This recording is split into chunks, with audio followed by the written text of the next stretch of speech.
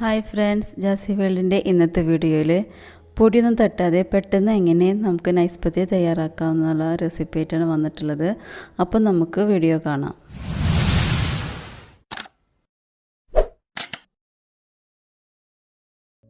അതിനായിട്ട് ഞാൻ 2 കപ്പ് വെള്ളം എടുത്തിട്ടുണ്ട്. അതിലേക്ക് ആവശ്യത്തിന് ഉപ്പ് ചേർത്ത് വെള്ളം തിളച്ച് കഴിഞ്ഞാൽ 1 കപ്പ് പൊടി ചേർത്ത് കൊടുത്ത് നന്നായിട്ടൊന്ന് വാട്ടിയെടുക്കണം. ഇവിടെ നന്നായിട്ട് പൊടി വാടി വന്നിട്ടുണ്ട്. ഇതിനി ഒരു പാത്രത്തിലേക്ക് മാറ്റുകയാണ്. ഇനി ആ ചൂട്ടോട് കൂടി തന്നെ നമ്മുടെ മാവ് കുഴച്ചെടുക്കണം. നന്നായിട്ടൊന്ന് കുഴഞ്ഞു വന്നാൽ അതിലേക്ക് 1 സ്പൂൺ വെളിച്ചെണ്ണ ഒഴിച്ച് കൊടുത്ത് ഒന്നും കൂടിയും കുഴച്ചെടുക്കണം. ഇതിപ്പോൾ നന്നായിട്ട് കുഴഞ്ഞു വന്നിട്ടുണ്ട്. ഇനി അത് ചെറിയ ബോൾസാക്കി മാറ്റാം. ഇനി ആ ഒരേ ബോൾസ് എടുത്തിട്ട് ഞാൻ പ്രസ്സിൽ വെച്ചിട്ട് പരത്തിയെടുക്കുകയാണ്.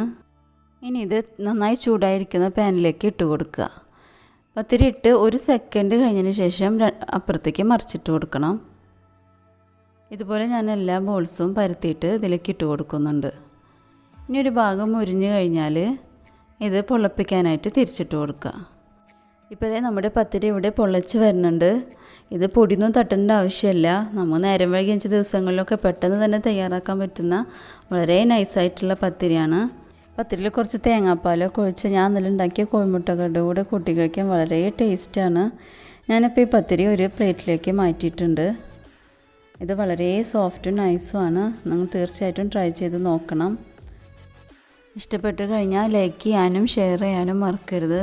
നിങ്ങളുടെ അഭിപ്രായങ്ങളും സംശയങ്ങളൊക്കെ കമൻറ്റ് ബോക്സിൽ എന്നെ അറിയിക്കണം. അപ്പോൾ അടുത്തൊരു വീഡിയോ ആയിട്ട് വരുന്നത് വരേക്കും ബൈ.